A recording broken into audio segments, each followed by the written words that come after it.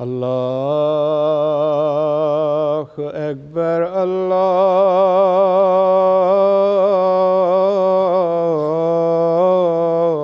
الله أكبر الله أكبر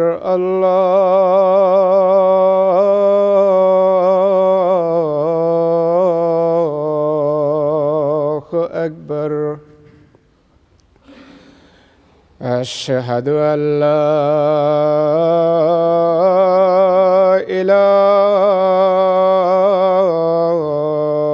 إله إلا الله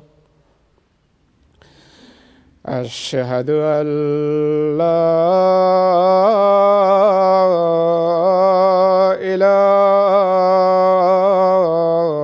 إله إلا الله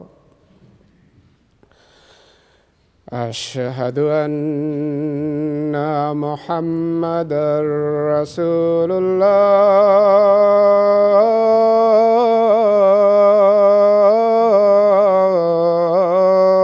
الله أشهد أن محمدًا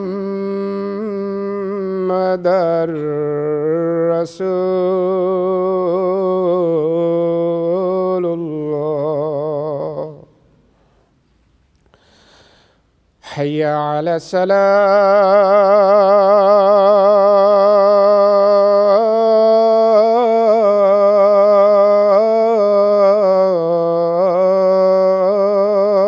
الصلاة حي على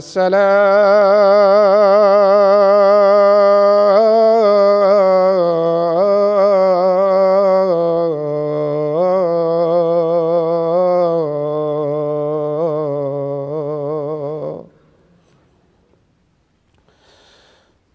حي على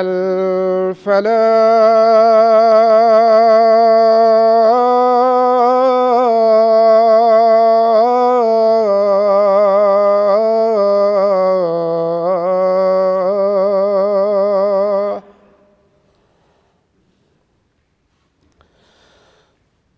حي على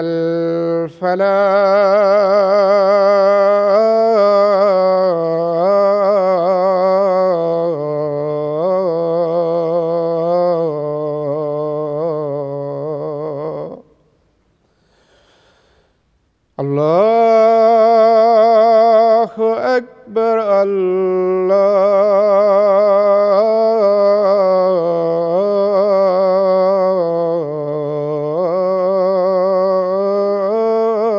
الله أكبر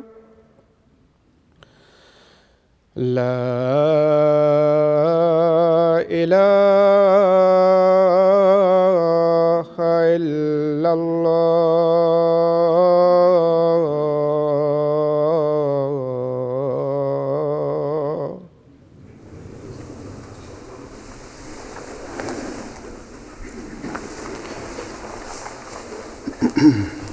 السلام عليكم ورحمة الله.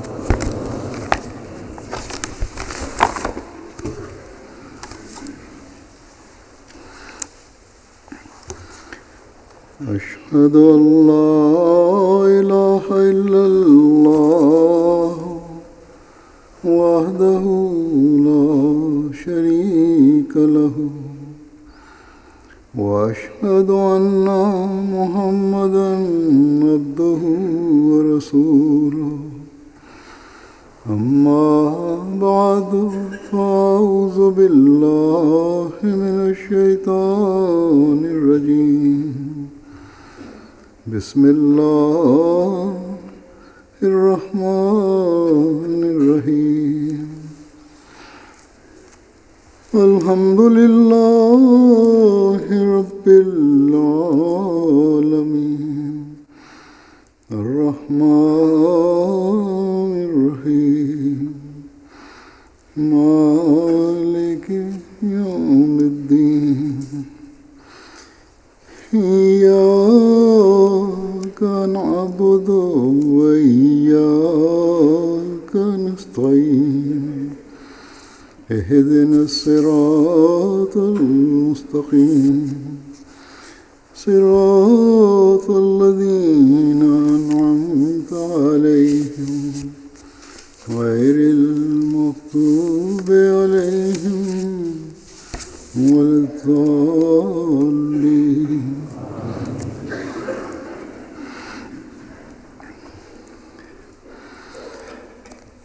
حضرت صلی اللہ علیہ وسلم نے ایک موقع پر حقیقی مومن کی نشانی بتاتے ہوئے فرمایا کہ حقیقی مومن وہی ہے جو چیز اپنے لیے چاہتا ہے وہی اپنے بھائی کے لیے دوسرے کے لیے چاہتا ہے. ایک ایسا رہنما اصول ہے یہ جو دنیا میں ہر سطح پر گھر سے لے کر بین الاقوامی تعلقات تک پیار محبت اور صلح کی بنیاد ڈالتا ہے، جھگڑوں کو ختم کرتا ہے، دلوں میں نرمی پیدا کرتا ہے، ایک دوسرے کے حق ادا کرنے کی طرف توجہ دلاتا ہے.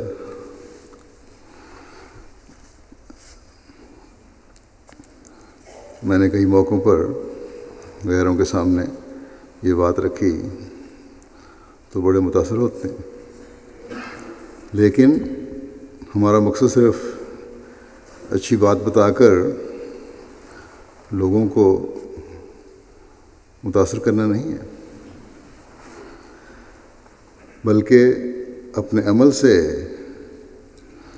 اس بات کی اور ہر اسلامی حکم کی خوبصورتی ثابت کرنا بھی ہے. ہمیں غیر سوال کر سکتے ہیں یہ بہت اچھی بات ہے، لیکن بتاؤ تم میں سے کتنے لوگ اس پر عمل کرتے ہیں؟ جب موقع آئے تو خود غرضی نہیں دکھاتے. بات کی خوبصورتی تو اسی وقت ظاہر ہوتی ہے جب بات کہنے والا خود بھی اس پر عمل کر رہا ہو. لوگوں کو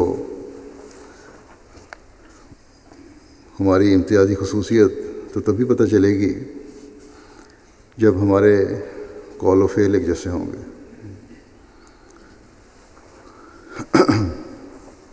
لوگ صرف بات سننے تک نہیں رہتے بلکہ ہمیں دیکھتے بھی ہیں.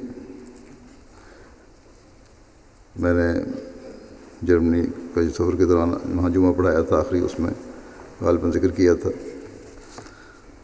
کہ جب مسجد کے افتتاح کے موقع پر جرمنی میں اس علاقے کے ڈسٹرکٹ کمشنر نے یہ اعتراض کیا کہ تم لوگ عورتوں سے ہاتھ نہ ملا کر ان کے ساتھ غلط رویہ دکھاتے ہو، تو جب میں نے اس کا کچھ تفصیلی جواب دیا تو ایک شخص نے بعد میں اپنے اثرات دیتے وقت یہ بھی کہا تھا کہ بالکل ٹھیک بات ہے، ہر ایک کو آزادی ہے اور جو اس کا مذہب کہتا ہے یا روایات کہتی ہیں اس پر عمل کرنا اس کا حق ہے،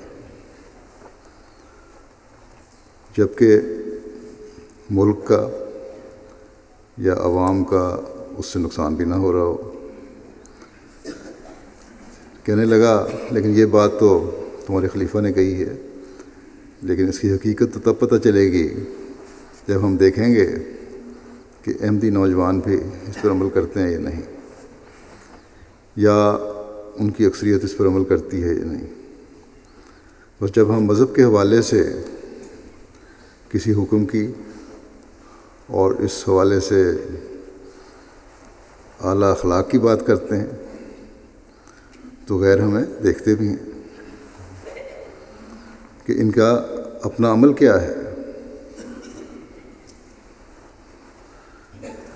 اس بات سے تو کوئی انکار نہیں کر سکتا جو حضرت صلی اللہ علیہ وسلم نے مومن کے اعلیٰ اخلاق قائم کرنے کے لیے بتائی کہ تمہارے حقیقی مومن ہونے کا تب پتہ چلے گا جب تمہارے اخلاق بھی اعلیٰ ہوں گے،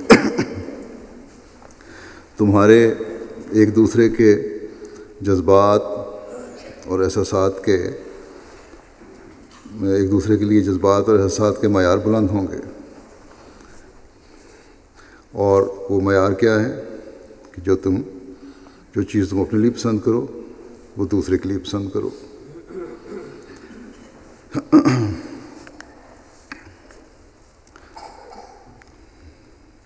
یہ نہیں کہ اپنے حقوق لینے کے لیے انصاف کی آوازیں بلند کرتے رہو اور دوسروں کے حقوق دیتے وقت منفی رویہ دکھاؤ.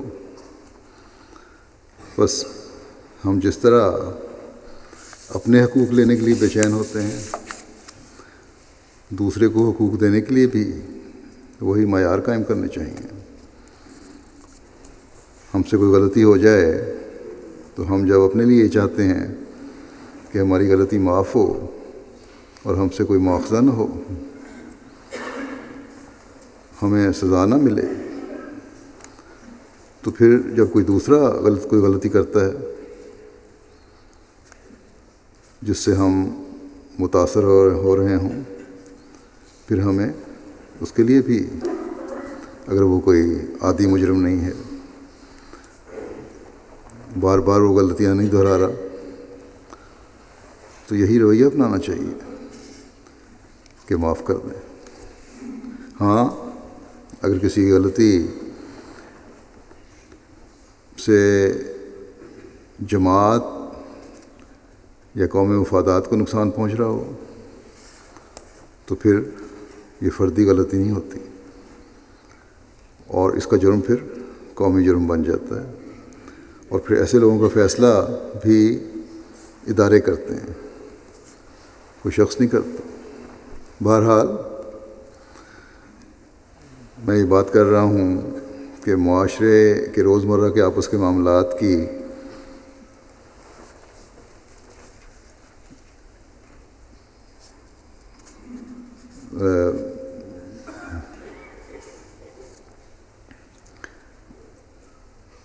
معاملات میں جو ہم اپنے لیے حق سمجھتے ہیں وہ دوسرے کو بھی حق دیتے ہیں یا نہیں، یا دینے کا ہماری سوچ ہے یا نہیں. اور اس میں بنیادی اکائی گھر ہے، دوست احباب ہیں، بہن بھائی ہیں، دوسرے رشتہ دار ہیں. جب چھوٹے پیمانے پر اپنے چھوٹے سے حلقے میں یہ سوچ ہوگی تو پھر معاشرے میں وسیع طور پر بھی یہی سوچ پھیلے گی. خود غرضیاں ختم ہوں گی، حق دینے کی باتیں زیادہ ہوں گی، معاف کرنے کے رجحان بڑھیں گے، سزا دینے یا دلوانے کے رجحان میں کمی ہوگی. اور اللہ تعالیٰ نے قرآن کریم میں بھی ظاہری حقوق اور ضروریات کا خیال رکھنے کے ساتھ ساتھ معاف کرنے کے رجحان کو بھی اختیار کرنے کی طرف توجہ دلائی ہے. چنانچہ اللہ تعالیٰ قرآن کریم میں فرماتا ہے الذین ينفقون فی السراء والضراء والکاظمین الغیظ والعافین عن الناس واللہ یحب المحسنین. یعنی وہ لوگ جو آسائش میں بھی خرچ کرتے ہیں اور تنگی میں بھی، اور غصہ دبا جانے والے ہیں، اور لوگوں سے درگزر کرنے والے ہیں، اور اللہ احسان کرنے والوں سے محبت کرتا ہے. بس اس میں پہلے تو اللہ تعالیٰ نے اللہ تعالیٰ کے ان بندوں کے حق کی ادائیگی کے لیے خرچ کرنے کی طرف توجہ دلائی ہے جو ضرورت مند ہیں. محسن تو ہے ہی وہ جو دوسروں کے کام آنے والا ہو، ان کو فائدہ پہنچانے والا ہو.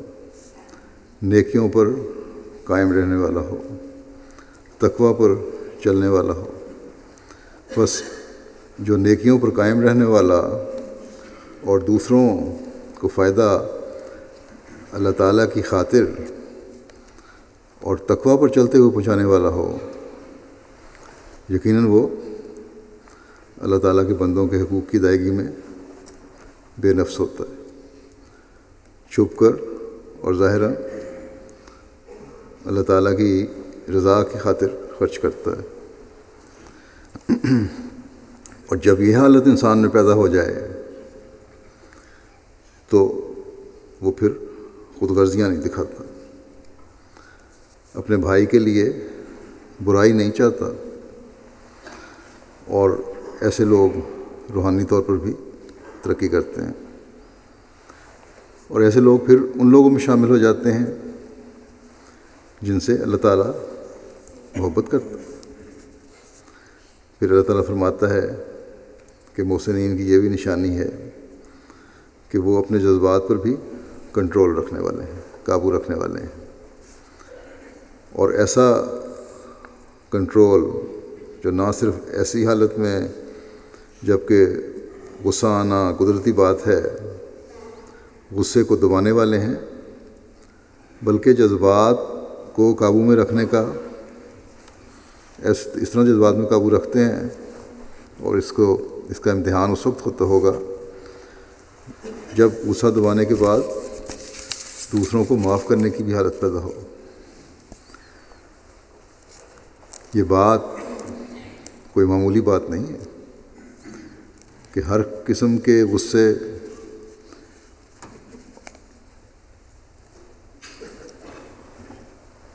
اور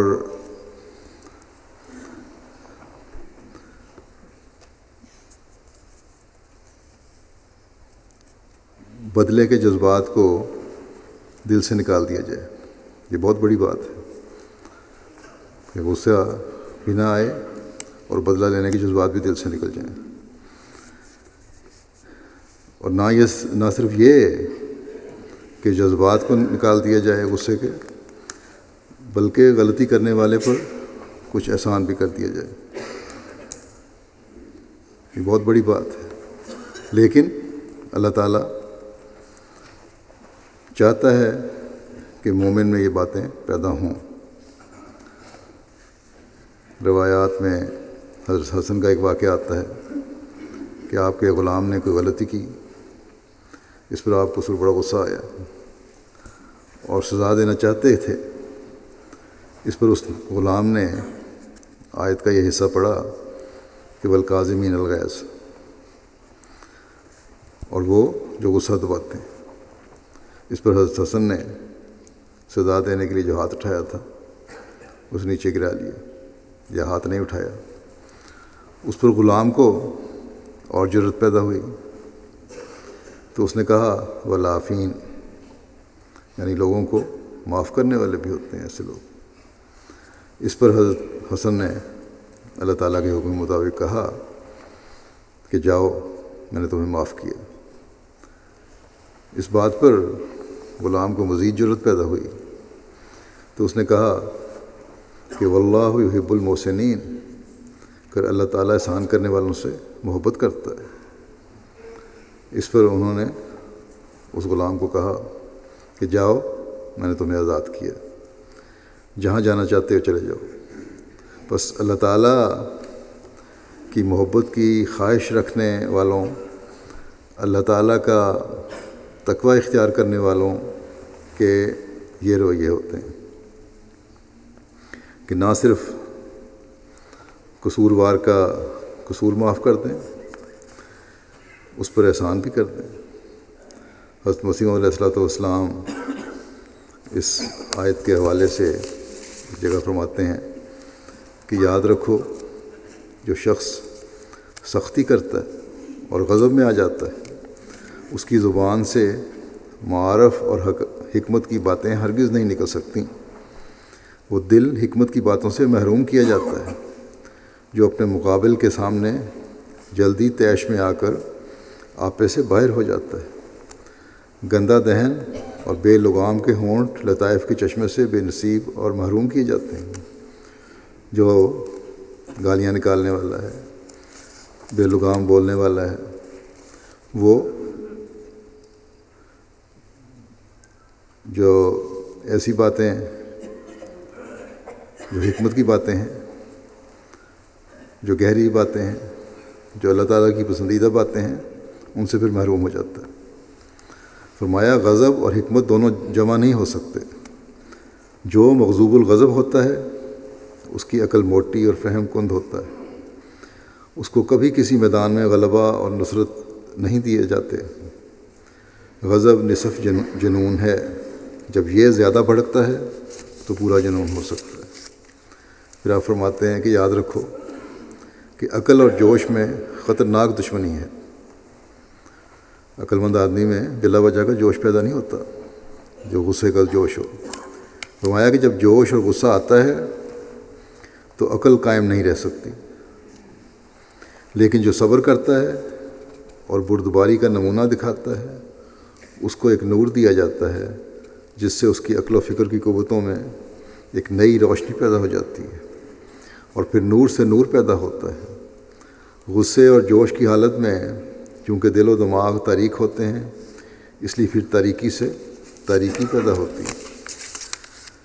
بس اسلام کی تعلیم بڑی حکمت والی ہے کہ سب فیصلے کرتے وقت اگر کسی چیز سے کے خلاف بھی انسان ہو، کسی شخص کے خلاف بھی ہو، کوئی سزا ایسا معاملہ ہو جو غلطی بھی کر دی جائے، تو تب بھی سوچ سمجھ کر اس کا فیصلہ کرنا چاہیے، نہ کہ مغضوب الغضب ہو کر۔ بعض جگہ سختی کرنی پڑتی ہے، لیکن غضب میں آ کر، غصے میں آ کر سختی کرنا جائز نہیں۔ اسلام میں سزاؤں کا تصور ہے، لیکن اس کے لیے اصول و قواعد ہیں۔ غضب میں آ کر سزا حکمت سے دور لے جاتی ہے، انصاف سے دور لے جاتی ہے۔ اس لیے آپ نے فرمایا کہ غضب میں آ کر اگر سزا دو گے تو یہ دل کی سختی بن جائے گی، اور جب دل سخت ہو جائیں تو پھر معارف اور حکمت کی باتیں منہ سے نہیں نکلتی، بلکہ عقل ماری جاتی ہے۔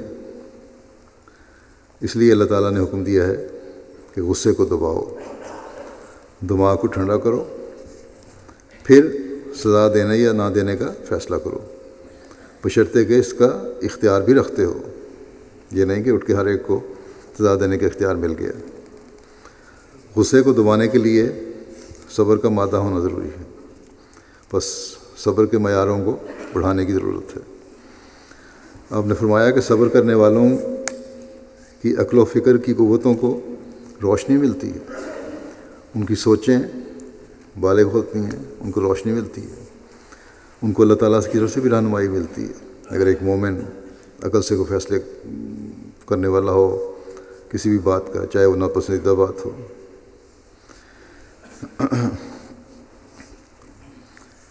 ان کے فیصلے میں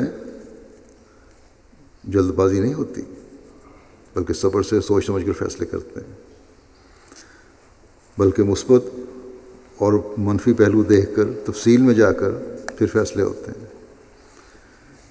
یہ بھی واضح ہو، جیسا کہ میں نے کہا کہ سزا دینے کا اختیار بھی ہر ایک کو نہیں ہے۔ بھی کہہ دیں کہ میں نے سوچا اور میری عقل سزا دینے کا کہتی ہے، اس لیے سزا دیتا ہوں۔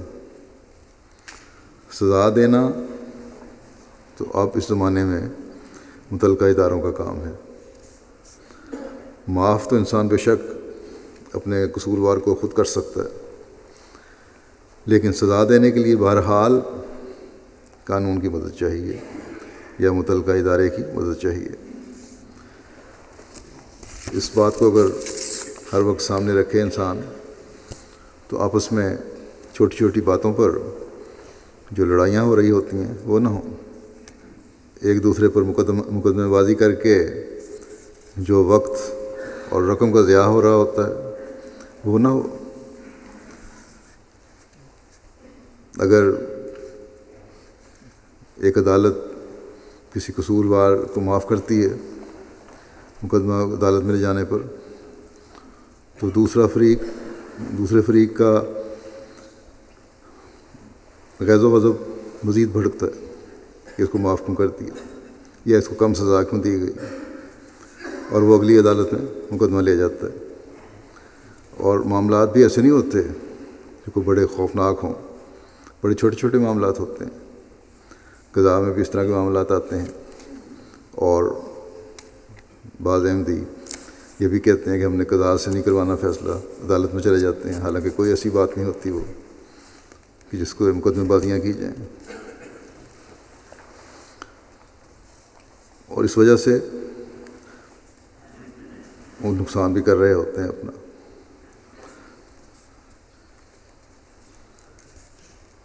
اللہ تعالیٰ نے ہمیں غصہ دبانے کے بعد جو معاف کرنے کا کہا ہے تو بغیر کسی حکمت کے نہیں کہا کہ معاف کرتے چلے جاؤ، بلکہ معافی اور سزا کی حکمت بتا کر فیصلہ کرنے کا کہا ہے۔ چنانچہ اللہ تعالیٰ فرماتا ہے کہ وَجَزَاءُ سَیِّئَةٍ سَیِّئَةٌ مِثْلُهَا فَمَنْ عَفَا وَأَصْلَحَ فَأَجْرُهُ عَلَى اللَّهِ إِنَّهُ لَا يُحِبُّ الظَّالِمِينَ۔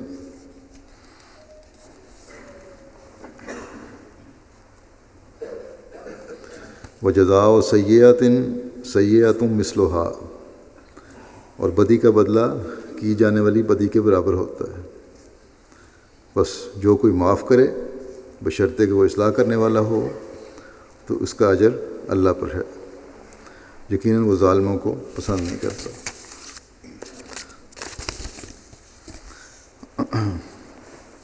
بس اصل چیز مجرم کو اس کے جرم کا احساس دلا کر اصلاح کرنا ہے، نہ کہ بدلے لینا، مقدمے بازیوں میں پھنسانا، اپنا بھی مال ضائع کرنا اور دوسرے کا بھی مال ضائع کروانا، اپنا بھی وقت ضائع کرنا اور دوسرے کا وقت ضائع کروانا۔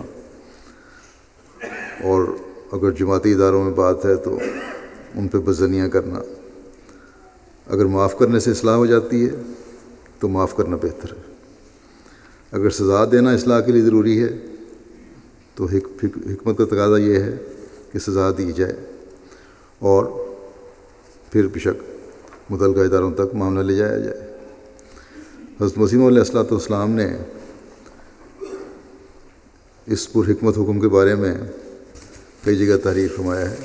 ایک جگہ فرماتے ہیں تریاق القلوب میں کہ قانون انصاف کی روح سے ہر ایک بدی کی سزا، قانون انصاف کی روح سے ہر ایک بدی کی سزا اسی قدر بدی ہے، لیکن اگر کوئی شخص اپنے گناہ گار کو معاف کر دے بشرطے کہ اس معاف کرنے میں شخص مجرم کی اصلاح ہو، نہ یہ کہ معاف کرنے سے اور بھی زیادہ دلیر ہو اور بے باک ہو جائے، تو ایسا شخص خدا تعالیٰ سے بڑا اجر پائے گا، یعنی معاف کرنے والا اجر پائے گا۔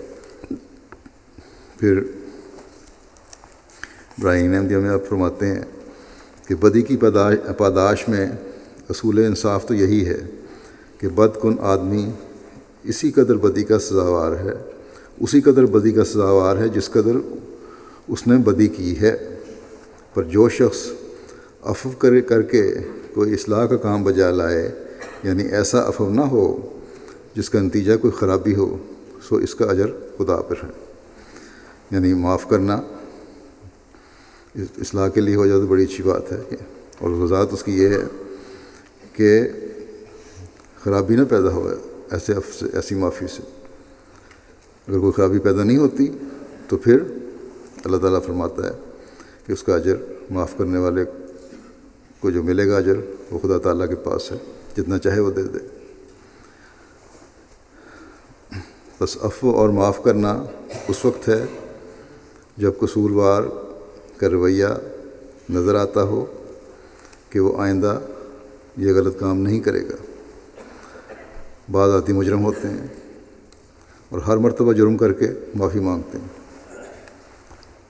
ایسے لوگوں کو کے لیے سزا ضروری ہوتی ہے، اور سزا پھر اس طرح ہو کہ اس کی اصلاح کا پہلو نکلتا ہو اس سے۔ پھر ایک جگہ فرمایا آپ نے کہ بدی کا بدلہ اسی قدر بدی ہے جو کی گئی، لیکن جو شخص عفو کرے اور گناہ بخش دے اور اس عفو سے کوئی اصلاح پیدا ہوتی ہو، نہ کوئی خرابی، تو خدا اس سے راضی ہے اور اسے اس کا بدلہ دے گا۔ بس قرآن کی روح سے نہ ہر جگہ انتقام محمود ہے، یعنی انتقام لینا ضروری ہے ہر جگہ یا تعریف کے قابل ہے، اور نہ ہر جگہ عفو قابل تعریف ہے، نہ معاف کرنا قابل تعریف ہے، بلکہ محل شناسی کرنی چاہیے۔ یہ دیکھنا چاہیے کہ موقع کیسا ہے، فائدہ کس میں ہے، سزا میں یا معافی میں، اور چاہیے کہ انتقام اور عفو کی سیرت پابندی محل اور مصلحت ہو، نہ بے قیدی کے رنگ میں۔ یہی قرآن کا مطلب ہے کہ یہ کوئی نہیں ہے کہ کسی اصول کے بغیر، کسی ضابطے کے بغیر سزا دے دی جائے یا بلا وجہ معاف کر دیا جائے۔ اس کے لیے کوئی حدود ہیں، ان حدود کے اندر رہنا چاہیے، اور یہ چیز دیکھنی چاہیے کہ فائدہ کس میں ہے۔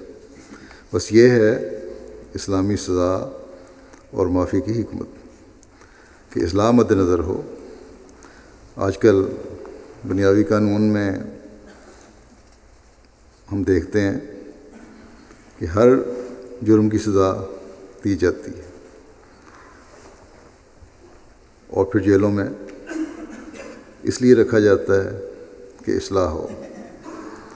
لیکن خود یہاں کے ترقی یافتہ ملکوں کے بھی تجزیہ نگار اب لکھنے لگے ہیں کہ جیلوں میں جب مجرم سزا کاٹ کے نکلتے ہیں تو جرموں میں اور بھی بڑے ہوئے ہوتے ہیں، اس لیے کہ سزا دینے والے بھی اور مجرم بھی صرف قانون کی پابندی کر رہے ہوتے ہیں، اللہ تعالیٰ کا خوف ان میں نہیں ہوتا۔ بہرحال مومنوں کو عام ہدایت یہی ہے کہ ان میں قصوروں کو معاف کرنے کی عادت ہونی چاہیے، اور قصور کی نوعیت اور مجرم کی حالت اور سابقہ رویے کے مطابق فیصلہ ہونا چاہیے۔ نہ اللہ تعالیٰ یہ چاہتا ہے کہ آنکھیں بند کر کے ہر ایک کو معاف کرتے چلے جاؤ، نہ یہ کہ غضبناک ہو کر سزائیں دینے کی طرف ہی رجحان ہو۔ معاف کرتے چلے جانے سے بھی معاشرے میں بگاڑ پیدا ہوتا ہے، اور سزا دیتے چلے جانے سے بھی رنجشیں اور کینے بڑھتے ہیں، اور معاشرے میں نفرتوں کی دیواریں کھڑی ہوتی ہیں اور بدامنی پھیلتی چلی جاتی ہے۔ اگر ہم جائزہ لیں اپنے ماحول میں، اپنے ماحول پر نظر ڈالیں، تو ہمیں نظر آتا ہے کہ وہ لوگ جن کا قصور کیا گیا ہو، وہ اس بات کا شدت سے اظہار اور مطالبہ کرتے ہیں کہ مجرم کو سزا دینی ضروری ہے، تاکہ دوسروں کے لیے یہ سزا عبرت کا ذریعہ بنے اور کسی کو کسی قسم کی غلطیاں کرنے کی جرت نہ ہو۔ اور مجرم یہ کہتے ہیں، قصور جس نے کیا وہ یہ کہتا ہے کہ معاف کرنا چاہیے۔ آج کل ہیومن رائٹس کی تنظیمیں بھی بہت سی بن گئی ہیں، جہاں وہ بعض اچھے کام کر رہی ہیں، وہاں معاف کروانے میں بھی بہت زیادہ افراد سے کام لیتے ہوئے ہر مجرم کو معاف کروانے کی کوشش کرتی ہیں۔ اسی طرح جو مجرم دین کے اور اللہ تعالیٰ کے احکامات کی کچھ شدود رکھتے ہیں، وہ بھی کہتے ہیں کہ اللہ تعالیٰ کا حکم ہے کہ معاف کرو، اس لیے معاف کرنا چاہیے، کیونکہ خدا خود بھی بندوں کو معاف کرتا ہے، اس لیے تم بھی بندوں کا حق ادا کرتے ہوئے معاف کرو۔ انفرادی طور پر بھی ہر ایک اپنے قصوروار کو معاف کرے، اور جماعتی طور پر بھی ہر ایک کو معاف کیا جائے، چاہے قطع نظر اس کے کہ اس سے جماعت کو فائدہ ہو رہا ہے یا نقصان، تاکہ بندوں کے حق ادا ہوں۔ یہ باتیں کرنے والے جو بڑھ بڑھ کر باتیں کرتے ہیں دونوں طرف سے، یا تو عادی مجرم ہوتے ہیں یا انصاف سے ہٹ کر اپنے حق میں فیصلہ کروانا چاہتے ہیں۔ ایک تو جرم کرتے ہیں، پھر جرم کی سزا سے بچنے کے لیے اللہ تعالیٰ کے حکم کا ناجائز حوالہ دیتے ہیں۔ یہ لوگ خود غرض ہوتے ہیں۔ جب ایسے لوگوں کا کوئی قصور کرے، اگر ان کا کوئی قصور کرے تو کبھی معاف نہیں کرتے، بلکہ بڑھ بڑھ کر مجرم کو سزا دلوانے کی کوشش کرتے ہیں۔ گویا ان کا اصول یہاں بدل جاتا ہے۔ اس وقت اس حکم کو بھول جاتے ہیں کہ دوسرے کے لیے بھی وہی پسند کرو جو اپنے لیے پسند کرتے ہو۔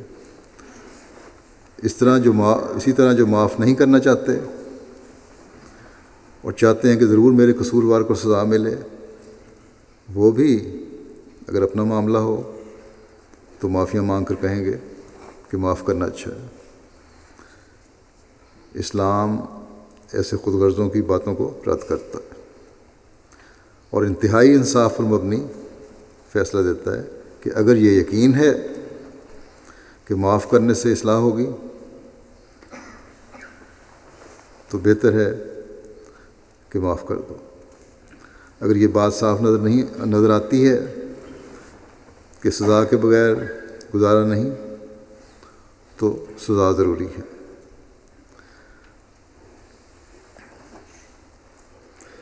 بہرحال یہ تو اسلام کی ایک اصولی تعلیم ہے۔ اب ہم دیکھتے ہیں کہ حضرت صلی اللہ علیہ وسلم کس حد تک معاف فرمایا کرتے تھے، اور آپ نے صحابہ کو اس بارے میں کیا نصائح فرمائی ہیں۔ حضرت امام حسن کی میں نے مثال دی تھی کہ انہوں نے اپنے ملازم کی ایک غلطی پر معاف کر دیا، لیکن وہ ایک چھوٹی سی غلطی تھی۔ معاف کرنے کی معراج تو ہمیں حضرت صلی اللہ علیہ وسلم کی زندگی بھی نظر آتی ہے کہ جن لوگوں کی سزا کے فیصلے بھی ہو گئے تھے، لیکن آپ صلی اللہ علیہ وسلم نے انہیں معاف فرما دیا۔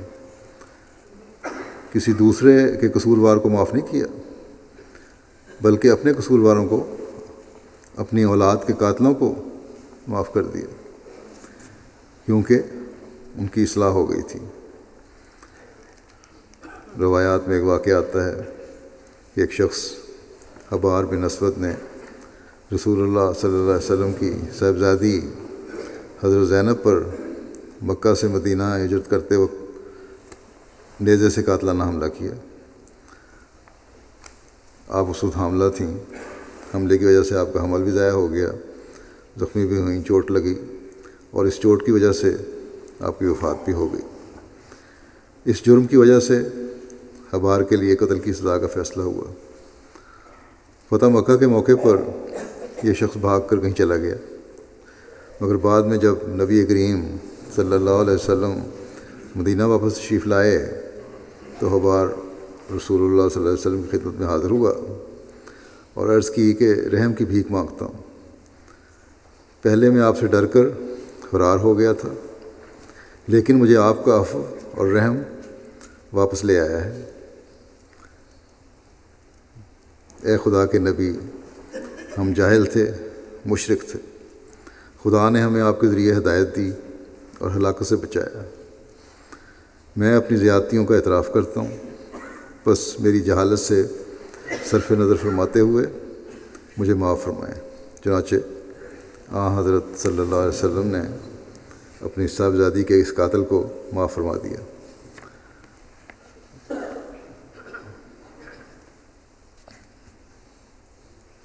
اور فرمایا کہ جا اے حبار، میں نے تجھے معاف کیا،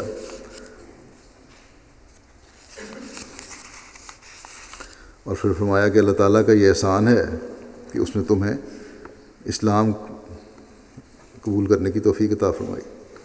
بس جب آپ نے دیکھا کہ اصلاح ہو گئی ہے تو اپنی بیٹی کے قاتل کو بھی معاف فرما دیا۔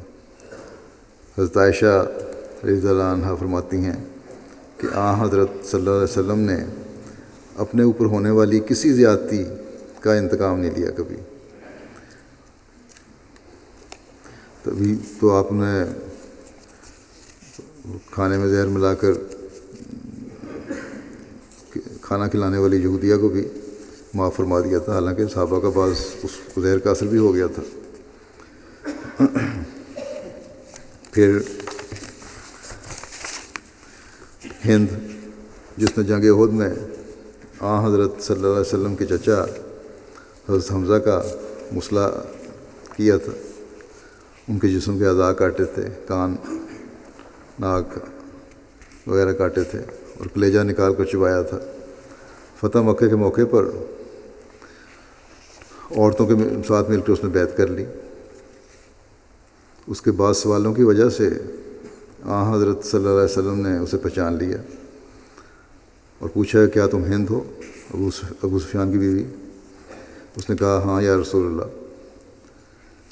اب تو میں دل سے مسلمان ہو چکی ہوں، جو پہلے ہو چکا اسے درگزر فرمائے۔ حضرت صلی اللہ علیہ وسلم نے ہند کو معاف فرما دیا۔ ہند پر آپ کے عفو کا ایسا اثر ہوا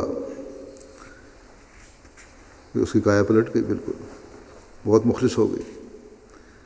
بلکہ اسی دن شام کو اس نے حضرت صلی اللہ علیہ وسلم کی دعوت کی اور 2 بکرے بھون کر بھجوائے کھانے کے لیے، اور ساتھ یہ بھی کہہ دیا کہ آج کل جانور کم ہیں، اس لیے کہ اس سے تحفہ پیش ہے۔ اس پر حضرت صلی اللہ علیہ وسلم نے دعا کی کہ اے اللہ ہند کے ریوڑ میں بہت برکت ڈال دے۔ چنانچہ کہتے ہیں کہ اس دعا کے نتیجے میں ایسی برکت پڑی کہ ریوڑ اس کے سنبھالے نہیں جاتے تھے۔ عبداللہ بن ابی بن سلول کی تمام ہم ہر ایک جانتا ہے، رئیس المنافقین، تمام تر اس کی گستاخیوں کے باوجود اس کو معاف فرمایا اور اس کا جنازہ بھی پڑھا دیا، باوجود اس کے کہ حضرت عمر بار بار عرض کرتے تھے کہ اس کا جنازہ نہ پڑھائیں۔ کعب بن زہیر ایک مشہور شاعر تھا، بعض باتوں کی وجہ سے اس کے لیے بھی سزا کا حکم ہو چکا تھا۔ فتح مکہ کے بعد ان کے بھائی نے لکھا اسے کہ اب آ کر رسول اللہ صلی اللہ علیہ وسلم سے معافی مانگ لو۔ چنانچہ وہ مدینے آ کر اپنے ایک جاننے والے کے پاس ٹھہر گئے اور فجر کی نماز مسجد نبی میں حضرت صلی اللہ علیہ وسلم کے پیچھے ادا کی۔ نماز کے بعد حضرت صلی اللہ علیہ وسلم کی خدمت میں عرض کیا کہ یا رسول اللہ، کعب بن زہیر تائب ہو کر آیا ہے اور معافی کا خواستگار ہے۔ آپ صلی اللہ علیہ وسلم شکل سے اسے پہچانتے نہیں تھے، اس لیے اس نے کہا کہ اگر اجازت ہو تو اسے پیش کیا جائے۔ آپ نے فرمایا کہ ہاں آ جائے سامنے۔ اس پر اس نے کہا کہ یا رسول اللہ، میں ہی کعب بن زہیر ہوں۔ اس پر ایک انصاری کیونکہ اس کے متعلق فیصلہ ہو چکا تھا قتل کا، اس حد لگنے کی وجہ سے اسے قتل کرنے کے لیے اٹھے تو حضرت صلی اللہ علیہ وسلم نے فرمایا کہ یہ معافی کا خواستگار ہو کر آیا ہے، اسے چھوڑ دو۔ اس کے بعد اس نے حضرت صلی اللہ علیہ وسلم کی خدمت میں ایک قصیدہ پیش کیا۔ اس پر آپ نے خوشنودی کا اظہار فرمایا اور اظہار فرماتے ہوئے اپنی چادر بھی اسے اڑا دی۔ بس یہ تھا آپ کی معافی کا معیار کہ نہ صرف معاف فرماتے تھے بلکہ انعام دے کر، دعائیں دے کر رخصت فرماتے تھے۔ حضرت صلی اللہ علیہ وسلم کے عفو کی بے شمار مثالیں ہیں۔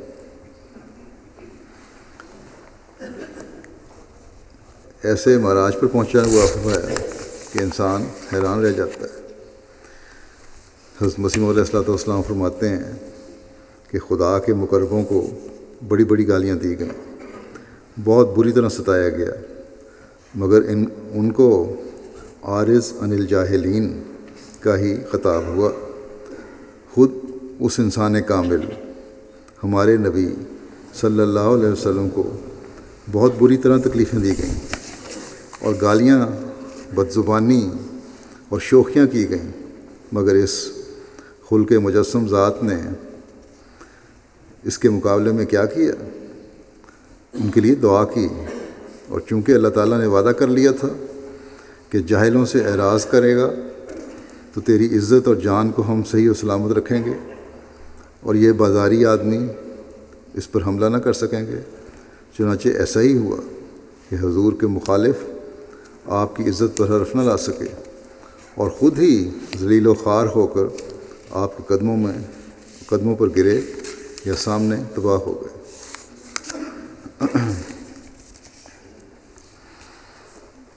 آپ صلی اللہ علیہ وسلم نے اپنے صحابہ کو عفو اور درگزر کے کن معیاروں کو حاصل کرنے کی نصیحت فرمائی، اس بارے میں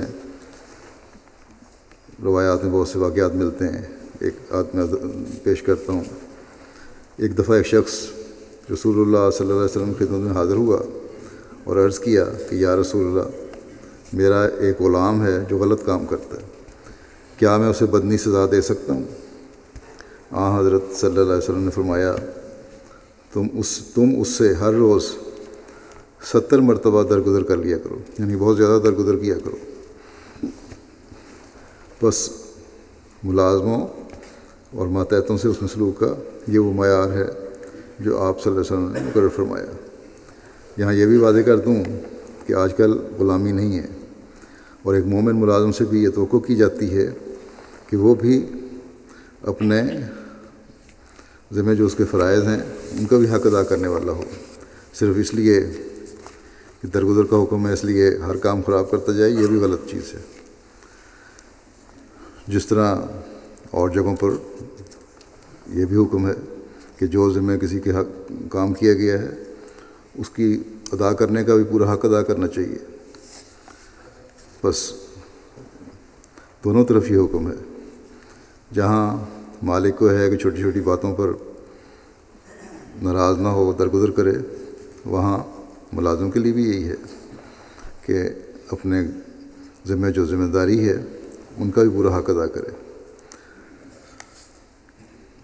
عفو اور درگزر کے بارے میں ہمیں نصیحت کرتے ہوئے حضرت مسیح علیہ الصلوۃ والسلام فرماتے ہیں کہ جماعت کو تیار کرنے سے غرض یہی ہے کہ زبان، کان، آنکھ اور ہر ایک عضو سے تقوی سرایت کر جاوے، تقوی کا نور اس کے اندر اور باہر ہو، اخلاق حسنہ کا اعلیٰ نمونہ ہو، اور بے جا غصہ اور غضب وغیرہ بالکل نہ ہو۔ فرمایا کہ میں نے دیکھا ہے کہ جماعت کے اکثر لوگوں میں غصے کا نقص اب تک موجود ہے۔ تھوڑی تھوڑی سی بات پر کینے اور بغض پیدا ہو جاتے ہیں اور آپس میں لڑ جھگڑ پڑتے ہیں۔ ایسے لوگوں کا جماعت سے کچھ حصہ نہیں ہوتا۔ فرمایا اور میں سمجھتا ہوں کہ اس میں کیا دقت پیش آتی ہے کہ اگر کوئی گالی دے تو دوسرا چپ کر رہے اور اس کا جواب نہ دے۔ ہر ایک جماعت کی اصلاح اول اخلاق سے شروع ہوتی ہے۔ چاہیے کہ ابتدا میں صبر سے تربیت میں ترقی کرے، اور سب سے عمدہ ترکیب یہ ہے کہ اگر کوئی بدگوئی کرے اس کے لیے درد دل سے دعا کرے۔ صبر سے اپنی تربیت کرو پہلے، اور دوسرے کی تربیت بھی کرو، اور اس کے لیے ذریعہ یہ ہے کہ دعا کرو کہ اللہ تعالیٰ اس کی اصلاح کر دے، اور دل میں کینے کو ہرگز نہ بڑھاوے۔ فرمایا خدا تعالیٰ ہرگز پسند نہیں کرتا کہ حلم اور صبر اور عفو جو کہ عمدہ صفات ہیں ان کی جگہ درندگی ہو۔ اگر تم صفات حسنہ میں ترقی کرو گے تو بہت جلد خدا تک پہنچ جاؤ گے۔ فرمایا یہ سچ ہے کہ سب انسان ایک مزاج کے نہیں ہوتے، طبیعتیں مختلف ہوتی ہیں۔ فرمایا اسی لیے قرآن شریف میں آیا ہے کہ کل یعمل علی شاکلت ہے، یعنی ہر ایک اپنی جبلت کے مطابق عمل کرتا ہے۔ لیکن آپ فرماتے ہیں کہ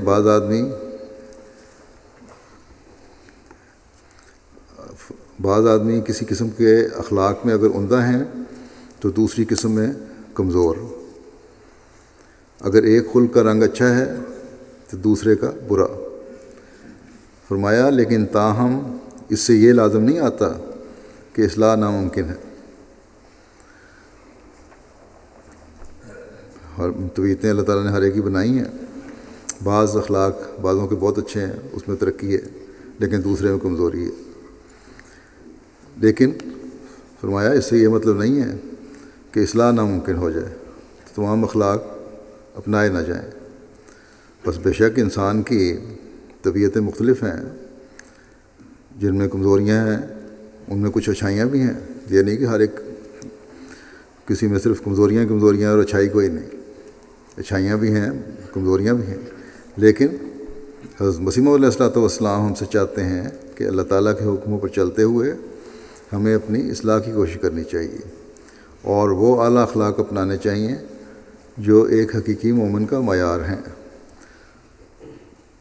کمزوریاں دور کرنے کی ہمیشہ کوشش کرتے رہنا چاہیے، اور اس بات کی کوشش ہونی چاہیے کہ ہم اپنے ماحول کو پرامن بنانے کی کوشش کریں، اور اس کے لیے جو اصول حضرت صلی اللہ علیہ وسلم نے فرمایا کہ جو اپنے لیے پسند کرتے ہو یا اپنے لیے چاہتے ہو وہ اپنے بھائی کے لیے بھی چاہو۔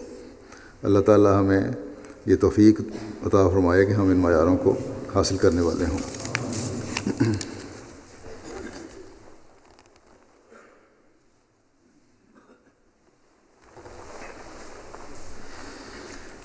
الحمد للہ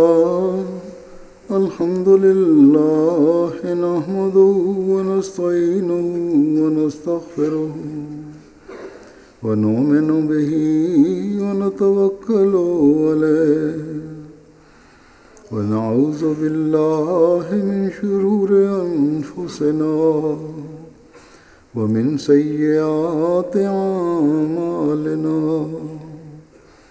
من يهده الله فلا مضل له ومن يضلل فلا هادي له، ونشهد أن لا إله إلا الله ونشهد أن محمدا عبده ورسوله۔